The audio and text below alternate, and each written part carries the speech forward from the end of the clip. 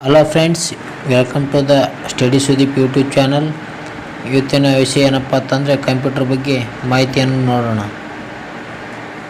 ಕಂಪ್ಯೂಟರ್ನ ಮೂಲ ಅಬಕಾಸ್. ಕಂಪ್ಯೂಟರ್ನ ಪಿತಾಮಹರು ಬ್ರಿಟನ್ನ ಸಂಶೋಧಕರಾಗಿರುವಂಥ Charles Babbage ಅವರು. ಪ್ರೋಗ್ರಾಮಬಲ್ ಮೆಕ್ಯಾನಿಕಲ್ ಕಂಪ್ಯೂಟರ್ಗಳ ವಿನ್ಯಾಸ 1834ರಲ್ಲಿ ರಚನೆ ಮಾಡಲಾಯಿತು. ಪ್ರಪಂಚದ ಮೊದಲ ಪ್ರೋಗ್ರಾಮರ್ ಅಗಸ್ಟಾ. ಮೊದಲ ವಿದ್ಯುತ್ ಕಂಪ್ಯೂಟರ್ ಅಭಿವೃದ್ಧಿಪಡಿಸಿದವರು ಹರ್ಮನ್ ಓರಿಯತ್, ಅಮೆರಿಕ ದೇಶದವರು. 1889ರಲ್ಲಿ ಅಭಿವೃದ್ಧಿಪಡಿಸಿದರು. ಮೊದಲ electronic digital computer ENIAC, electronical numerical integrator and computer. ಇದು ಮೊದಲ ಪ್ರೋಗ್ರಾಮಬಲ್ ಎಲೆಕ್ಟ್ರಾನಿಕ್ ಸಾಮಾನ್ಯ ಉದ್ದೇಶದ ಡಿಜಿಟಲ್ ಕಂಪ್ಯೂಟರ್ ಆಗಿದೆ. ಅಭಿವೃದ್ಧಿಪಡಿಸಿದವರು ಅಮೆರಿಕದ ಪೆನ್ಸಿಲ್ವೇನಿಯಾ ವಿಶ್ವವಿದ್ಯಾಲಯ 1946ರಲ್ಲಿ. ಇದನ್ನು ಕ್ಷಿಪಣಿಗಳ ಫೈರಿಂಗ್ ಟೇಬಲನ್ನು ಲೆಕ್ಕಾಚಾರ ಮಾಡಲು ಬಳಕೆ ಮಾಡಲಾಯಿತು. ಅದೇ ರೀತಿಯಾಗಿ ಕಂಪ್ಯೂಟರ್ನ ಮೂಲ ಪದವು ಗ್ರೀಕ್ ಭಾಷೆಯಿಂದ ಬಂದಿದೆ. ಕಂಪ್ಯೂಟರ್ ಮತ್ತು ಕ್ಯಾಲ್ಕುಲೇಟರ್ ಅಂತ ಅನ್ನುತ್ತಾರೆ. ಕಂಪ್ಯೂಟರ್ ಭಾಗಗಳಲ್ಲಿ ಎರಡು ಭಾಗ, ಒಂದು ಸಾಫ್ಟ್ವೇರ್, ಇನ್ನೊಂದು ಹಾರ್ಡ್ವೇರ್. ಸಾಫ್ಟ್ವೇರಲ್ಲಿ ಮಾನವನ ಬುದ್ಧಿಶಕ್ತಿಯಂತೆ ಇರುತ್ತದೆ, ಆದರೆ ಹಾರ್ಡ್ವೇರ್ ಮಾನವನ ದೇಹವಿದ್ದಂತೆ ಇದೆ. ಸಾಫ್ಟ್ವೇರಲ್ಲಿ ಪ್ರೋಗ್ರಾಮ್ ಅಪ್ಲಿಕೇಶನ್, ಉದಾಹರಣೆ Corel Draw, Photoshop, Excel, Windows, Adobe. ಅದೇ ರೀತಿಯಾಗಿ ಹಾರ್ಡ್ವೇರಲ್ಲಿ ಕಂಪ್ಯೂಟರಲ್ಲಿ ಸ್ಪರ್ಶಿಸಬಹುದಾದ ಭಾಗಗಳು, CPU, monitor, keyboard, speaker, scanner. Program ಕಂಪ್ಯೂಟರ್ನ ಕಾರ್ಯಾಚರಣೆ ಅಥವಾ ಕಂಪ್ಯೂಟರ್ಗೆ ಅದು ಏನು ಮಾಡಬೇಕು ನೀಡುವ ನಿರ್ದೇಶನಗಳನ್ನು ಪಟ್ಟಿ ಮಾಡುತ್ತದೆ. ಅದೇ ರೀತಿಯಾಗಿ ಆಪರೇಟಿಂಗ್ ಸಿಸ್ಟಮ್ಗಳು, OS ಅಂದರೆ operating system, Windows, macOS, Linux, Android, iOS. Internet ಬ್ರೌಸರ್ಗಳು, ಅದೇ ರೀತಿಯಾಗಿ ಸರ್ಚ್ ಇಂಜಿನ್ಗಳಿದ್ದಾವೆ. ಗೂಗಲ್ ಸರ್ಚ್, ಗಿಗಾ.io, ಡಕ್ಡಕ್ಗೋ, ಬೈಂಡೋ, ಆಲ್ಟಾವಿಸ್ಟಾ, ಹಾಟ್ಬೈಟ್, ಹಿಪ್ಪಿ. ಕಂಪ್ಯೂಟರ್ನ ಪೀಳಿಗೆಗಳು. ಕಂಪ್ಯೂಟರ್ ತಂತ್ರಜ್ಞಾನ ಅಭಿವೃದ್ಧಿ. 1ನೇ ಪೀಳಿಗೆಯಲ್ಲಿ 1946ರಿಂದ 1954ರವರೆಗೂ ಆವಾಗ ನಿರ್ವಾತ ಕೊಳವೆಗಳಾಗಿದ್ದವು. 2ನೇ ಪೀಳಿಗೆ 1955ರಿಂದ 1964 ಟ್ರಾನ್ಸಿಸ್ಟರ್ಗಳನ್ನು ಬಳಸಲಾಗುತ್ತಿತ್ತು. 3ನೇ ಪೀಳಿಗೆಯಲ್ಲಿ 1965ರಿಂದ 1974 ಅನುಕೂಲಿತ ಚಿಪ್ಸ್ಗಳನ್ನು ಬಳಕೆ ಮಾಡಲಾಯಿತು. ಅದೇ ರೀತಿಯಾಗಿ 4ನೇ ಪೀಳಿಗೆ 1975ರಲ್ಲಿ ಮೈಕ್ರೋ ಪ್ರೊಸೆಸರ್ಗಳನ್ನು ಬಳಸಲಾಗುತ್ತಿತ್ತು. 5ನೇ ಪೀಳಿಗೆ ಅಂದರೆ ಪ್ರಸ್ತುತ ಕೃತಕ ಬುದ್ಧಿಮತ್ತೆ AI, ಆರ್ಟಿಫಿಷಿಯಲ್ ಇಂಟೆಲಿಜೆನ್ಸಿ. ಇಂಗ್ಲೆಂಡ್ನ ಅಲೆನ್ ಟರ್ನಿಂಗ್ ಅವರನ್ನು ಆಧುನಿಕ ಗಣಕಯಂತ್ರದ ಪ್ರಥಮ ಎನ್ನುವರು, father of the modern computer. ಇವರು ಕೃತಕ ಬುದ್ಧಿಮತ್ತೆ ಮತ್ತು ಅಲ್ಗೋರಿದಮ್ಗೆ ಸಂಬಂಧಿಸಿದಂತೆ ಕೊಡುಗೆ ನೀಡಿದ್ದಾರೆ. ಅದೇ ರೀತಿಯಾಗಿ ಕಂಪ್ಯೂಟರಲ್ಲಿ 4 ಭಾಗಗಳಿವೆ. ಯಾವಪ್ಪ ಅಂತಂದರೆ ಇನ್ಪುಟ್, CPU ಕೇಂದ್ರೀಯ ಸಂಸ್ಕರಣಾ ಘಟಕ, ಮತ್ತು 3ನೇದಾಗಿ ಸ್ಮರಣೆ, 4ನೇದಾಗಿ ಔಟ್ಪುಟ್. ಇನ್ಪುಟ್ಟಲ್ಲಿ ಕಾರ್ಯ, ಕಂಪ್ಯೂಟರ್ ಮಾಹಿತಿ ಮತ್ತು ಉಣಿಸುವ ಸಾಧನವಾಗಿದೆ. ಉದಾಹರಣೆ ಇನ್ಪುಟ್ಟಲ್ಲಿ keyboard, mouse, floppy disk, scanner, Microsoft joystick, OMR.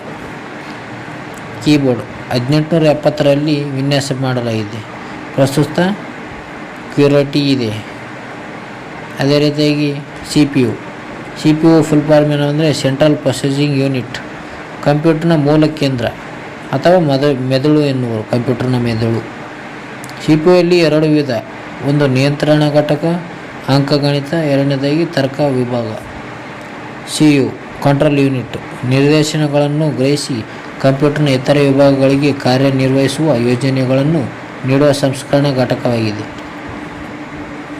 ಅದೇ ರೀತಿ 2ನೇದಾಗಿ ಇನ್ಪುಟ್ ವಿಭಾಗದಿಂದ ಬಂದ ವಿಷಯಗಳ ಮೇಲೆ ಗಣಿತ ಮತ್ತು ತರ್ಕಬದ್ಧ ಸಂಸ್ಕರಣೆಯನ್ನು ಮಾಡುತ್ತದೆ. ಕಂಪ್ಯೂಟರ್ನ ಭಾಗಗಳಲ್ಲಿ 3ನೇದು ಸ್ಮರಣೆ, ಮೆಮರಿ ಯೂನಿಟ್. ಕಾರ್ಯ, ದತ್ತಾಂಶಗಳನ್ನು ಸೂಚನೆ, ಪ್ರೋಗ್ರಾಮ್ಗಳು ಮತ್ತು ಸಂಗ್ರಹ. ಇದು ಮುಖ್ಯ, ಆಂತರಿಕ, ಪ್ರಾಥಮಿಕ. ಸ್ಮರಣೆಯಲ್ಲಿ 2 ವಿಧಗಳು, ಒಂದು RAM, ಇನ್ನೊಂದು ROM. RAM ಎಂದರೆ ರ್ಯಾಂಡಮ್ ಆಕ್ಸೆಸ್ ಮೆಮರಿ, ತಾತ್ಕಾಲಿಕ ಸ್ಮರಣೆಯನ್ನು ಮಾಡುತ್ತದೆ. ROM ಎಂದರೆ ರೀಡ್ ಓನ್ಲಿ ಮೆಮರಿ, ಶಾಶ್ವತ ಸ್ಮರಣೆಯನ್ನು ಮಾಡುತ್ತದೆ. ಅದೇ ರೀತಿಯಾಗಿ ಕಂಪ್ಯೂಟರಲ್ಲಿ 4ನೇ ವಿಧವಾಗಿರುವಂಥ ಔಟ್ಪುಟ್ ಕಾರ್ಯ ಎಂದರೆ ಕಂಪ್ಯೂಟರ್ನಿಂದ ಸಂಸ್ಕರಿಸಿದ ಮಾಹಿತಿಯನ್ನು ಹೊರಹಾಕುವ ಸಾಧನವಾಗಿವೆ.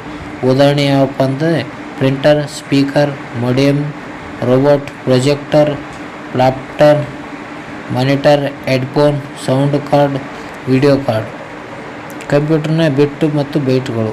ಕಂಪ್ಯೂಟರ್ನ ಮತ್ತು ಸ್ಮರಣ ಕೇಂದ್ರದಲ್ಲಿ ದತ್ತಾಂಶಗಳು, ನಿರ್ದೇಶನಗಳು ದ್ವಿಮಾನ ಪದ್ಧತಿ ಬೈನರಿ ಯೂನಿಟಲ್ಲಿ ಸಂಗ್ರಹಿಸಲಾಗುತ್ತದೆ. ಈ ಸಂರಕ್ಷಣಾ ಕೇಂದ್ರ ಮೂಲ ಘಟಕವನ್ನು ವಿನ್ಯಾಸ ಪದ್ಧತಿಯಲ್ಲಿ ಬಿಟ್ ಅಥವಾ ಒಂದು ತುಂಡು ಎನ್ನುತ್ತಾರೆ. 4 ಬಿಟ್ ಅಂದರೆ ಒಂದು ನಿಂಬೆ ಎನ್ನುತ್ತಾರೆ. 8 ಬಿಟ್ಗಳು ಒಂದು ಬೈಟ್ ಎನ್ನುತ್ತಾರೆ. 1024 ಬೈಟ್ಸ್ಗಳನ್ನು ಒಂದು KB ಎನ್ನುತ್ತಾರೆ. KB ಅಂದರೆ ಕಿಲೋಬೈಟ್. ಅದೇ ರೀತಿಯಾಗಿ 1024 KBಯನ್ನು ಒಂದು MB ಎನ್ನುತ್ತಾರೆ, ಮೆಗಾಬೈಟ್. 1024 ಮೆಗಾಬೈಟನ್ನು ಒಂದು GB ಎನ್ನುತ್ತಾರೆ, ಗಿಗಾಬೈಟ್. 1024 GBಯನ್ನು ಒಂದು ಟೆರಾಬೈಟ್ ಎನ್ನುತ್ತಾರೆ, ಒಂದು TB. ಟೆರಾಬೈಟ್ ಡಿಜಿಟಲ್ ಮಾಹಿತಿಯಲ್ಲಿ ಇದೊಂದು ಕಂಪ್ಯೂಟರ್ ಸಂಗ್ರಹ ವಾಹನವಾಗಿದೆ. ಟೆರಾವನ್ನು T ಯಿಂದ ಟೆರಾಬಿಟ್ ಅನ್ನು TBIT ಎಂಬ ಸಂಕೇತದಿಂದ ಸೂಚಿಸಲಾಗುತ್ತದೆ. ಕಂಪ್ಯೂಟರ್ಗಳು ಮತ್ತು ಸೂಪರ್ ಕಂಪ್ಯೂಟರ್ಸ್. ಕಂಪ್ಯೂಟರ್ ಪಿತಾಮಹ ಅಮೆರಿಕದ ಸೇಮ್ಯುರ್ ರೋಗರ್ ಕ್ರೇ. ಸೂಪರ್ ಕಂಪ್ಯೂಟರ್ಗಳ ವೇಗ ಅಳತೆಯನ್ನು ಮಾಪನ ಮಾಡಲು ಪೆಟಾಫ್ಲಾಪ್ಸ್ ಅನ್ನು ಬಳಸಲಾಗುತ್ತದೆ. ಫ್ಲಾಪ್ಸ್ ಅಂದರೆ floating point operations per second. ಮೊದಲನೇದಾಗಿ ಜಗತ್ತಿನ ಅತಿ ವೇಗದ ಸೂಪರ್ ಕಂಪ್ಯೂಟರ್ ಫ್ರಂಟಿಯರ್ ಅಭಿವೃದ್ಧಿಪಡಿಸಿದವರು Hewlett Packard Enterprises HPE America ದೇಶದವರು. ಇದು ವೇಗ ಏನಪ್ಪ ಅಂದರೆ 1102 ಪೆಟಾಫ್ಲಾಪ್ಸ್. ಪ್ರಸ್ತುತ ಇರುವ ಸ್ಥಳ ಎಂದರೆ ಅಮೆರಿಕದ ಒರಿಯಾಲ್ಸ್ ನ್ಯಾಷನಲ್ ಲ್ಯಾಬೊರೇಟರಿ ಇದಲ್ಲಿದೆ. ಎರಡನೇದಾಗಿ ಫುಜಿತ್ಸು ಫುಗಾಕು ಮೌಂಟ್ ಫುಜು ಅಭಿವೃದ್ಧಿಪಡಿಸಿದ ದೇಶ ಜಪಾನ್. ವೇಗ 442 ಪೆಟಾಫ್ಲಾಪ್ಸ್. ಜಗತ್ತಿನ 2ನೇ ವೇಗದ ಸೂಪರ್ ಕಂಪ್ಯೂಟರ್ ಆಗಿದೆ. ಸಂಸ್ಥೆ ರಿಕೆನ್ ಮತ್ತು ಫುಜಿತ್ಸು. ಅದೇ ರೀತಿ ಮೂರನೇದಾಗಿ ಜಗತ್ತಿನ ಅತಿ ವೇಗದ 3ನೇ ಕಂಪ್ಯೂಟರ್ ಯಾವುದಪ್ಪ ಅಂದರೆ ಲೂಮಿ. ಅಭಿವೃದ್ಧಿಪಡಿಸಿದವರು Hewlett Packard Enterprises HPE America. ವೇಗ ಏನಪ್ಪ ಅಂದರೆ 309 ಪೆಟಾಫ್ಲಾಪ್ಸ್. ಇರುವ ಸ್ಥಳ ಯುರೋಪ್ HPEC JU. ಅದೇ ರೀತಿಯಾಗಿ 4ನೇ ಜಗತ್ತಿನ ಬೃಹತ್ ಸೂಪರ್ ಕಂಪ್ಯೂಟರ್ ಸ್ಪಿನ್ನೇಕರ್. ಕಾರ್ಯಾರಂಭ ಬ್ರಿಟನ್ನ ಮ್ಯಾಂಚೆಸ್ಟರ್ ವಿಶ್ವವಿದ್ಯಾಲಯದಲ್ಲಿ 2018 ನವೆಂಬರ್ 4ರಿಂದ. ಮೆಮೊರಿ ಸಾಮರ್ಥ್ಯ 7 MB. ಅಭಿವೃದ್ಧಿಪಡಿಸಿದವರು ಬ್ರಿಟನ್ ವಿಜ್ಞಾನಿ ಸ್ಟೀಫನ್ ಫರ್ಬರ್. ವಿಶೇಷತೆ ದೊಡ್ಡದಾದ ಕಂಪ್ಯೂಟರ್. ಕಾರ್ಯಕ್ಷಮತೆ ಏನಪ್ಪ ಅಂದರೆ ಮಾನವನ ಮೆದುಳಿನಂತೆ ಈ ತಂತ್ರಾಂಶವು ಕಾರ್ಯನಿರ್ವಹಿಸುತ್ತದೆ. ರೋಬೋಟ್ಗಳನ್ನು ನಿಯಂತ್ರಿಸಲು ಬಳಕೆ ಮಾಡಲಾಗುತ್ತದೆ. ಭಾರತದ ಸೂಪರ್ ಕಂಪ್ಯೂಟರ್ಗಳು. ಭಾರತದ ಸೂಪರ್ ಕಂಪ್ಯೂಟರ್ ಪಿತಾಮಹ ಯಾರಪ್ಪ ಅಂದರೆ ವಿಜಯ್ ಬಿ ಭಟ್ಕರ್. ಭಾರತದ ಮೊದಲ ಸೂಪರ್ ಕಂಪ್ಯೂಟರ್ ಯಾವುದಪ್ಪ ಅಂದರೆ ಪರಮ್ 8000. ಅಭಿವೃದ್ಧಿಪಡಿಸಿದ ವರ್ಷ ಯಾವುದಪ್ಪ ಅಂದರೆ 1991. ಪರಮ್ ಎಂದರೆ ಸಂಸ್ಕೃತದಲ್ಲಿ ಸುಪ್ರೀಂ ಎಂದರ್ಥ. ವಿನ್ಯಾಸಗೊಳಿಸಿದವರು CDAC central for the development to the advanced computing Pune. ಭಾರತದ ಸೂಪರ್ ಕಂಪ್ಯೂಟರ್ ಪರಮ್ 8000, ಪರಮ್ 9000, ಪರಮ್ 10000, ಪರಮ್ ಪದ್ಮ, ಪರಮ್ ಯುವ, ಪರಮ್ ಯುವ 2, ಪರಮ್ ಈಶಾನ್, ಪರಮ್ ಬ್ರಹ್ಮ, ಪರಮ್